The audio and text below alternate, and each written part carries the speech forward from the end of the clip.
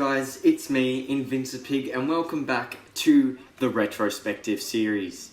Last time we took a look at the first season of the Teenage Mutant Ninja Turtles 2003 animated show, but honestly it's been a bit of a while since we took a look at that show, and since it is October now, I thought it would be fitting to look at one of my favourite horror movies of all time, John Carpenter's Halloween.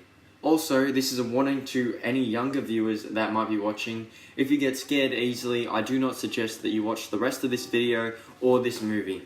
So, Halloween came out in October of 1978.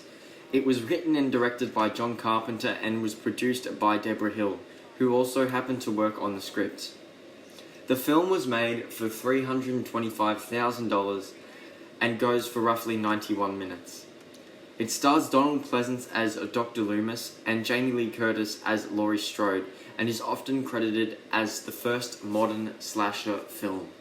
I think the main reason why this movie works the way it does is due to the shape itself, or as we now know him, Michael Myers. From the eerie opening scene shot entirely of Michael's point of view to the cat and mouse chase, it just works so well. He is effective not only because of his unbelievably patient stalking, but also his look. He is visibly human, but his mask is so out there that you begin to question if he really is a man behind the mask or if it is something else. Michael's constant disappearance further adds to the mysterious and often at times creepy demeanour that he puts out on screen. And again, although we do know he's human from the opening scene, the way he moves and the constant heavy breathing alludes to the idea that he is something more behind that mask and the eyes of the killer. Michael is only one part of the dynamic though, and without Laurie Strode and Dr. Loomis filling in what we don't know about him, it wouldn't be nearly as effective.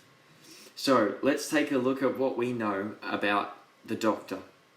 Loomis is a psychiatrist and has known Michael for 15 years. He is our exposition character and informs us of the horrors that Michael has done. He believes that he is always intended to get out on Halloween night, and although Loomis talks about Michael as a constant threat to the town of Haddonfield, they don't believe in his supernatural abilities. Due to this, one of the people who is suffering from Michael Myers is Laurie Strode, a conservative teen who wants to do well in school and earns money on the side babysitting some of the neighborhood kids. While Laurie is the most innocent character in the story, she still clearly has flaws. From the occasional run-in with drugs to the frustrating final moments of the film, this allows for more human reactions and interactions with the other characters, drawing the audience in. Finally, the plot of the film is very simple. By allowing for a more streamlined narrative, the audience isn't driven by the actions, but by the characters. Although this is a horror movie, the scares don't take place until the final half an hour of the film. Due to this, Michael is able to be seen from a distance, giving the audience an uneasiness, as he is clearly stalking a victim. The constant use of seeing Michael and having him disappear for the first 2/3 of the film allows the audience to feel like he is nowhere and yet everywhere. By the time Annie takes Lindsay over to Tommy's house, it is already too late. Michael stalks and removes little details from the Wallace's house that are so small one might not notice. And just as the victim realizes, it's already too late. The final chase between Laurie and Michael will go down in horror movie history. From the growing suspicions of Laurie after the phone call with her friend, Linda, to the switching off of the lights in the house. It is clear to see that Michael Myers, or the Shape, is drawing Laurie over there. When Laurie finds Annie's body and is almost killed by Michael, she runs to get help, but no one will believe her because they think it's part of some kind of practical joke.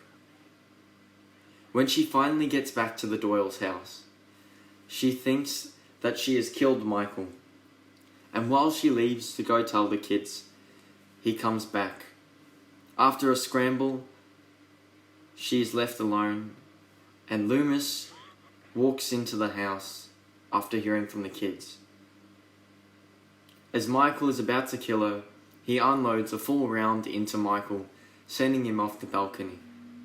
And as they peer over the balcony, contemplating if he really is the boogeyman, the audience is asked, is that a man, or could he be something more?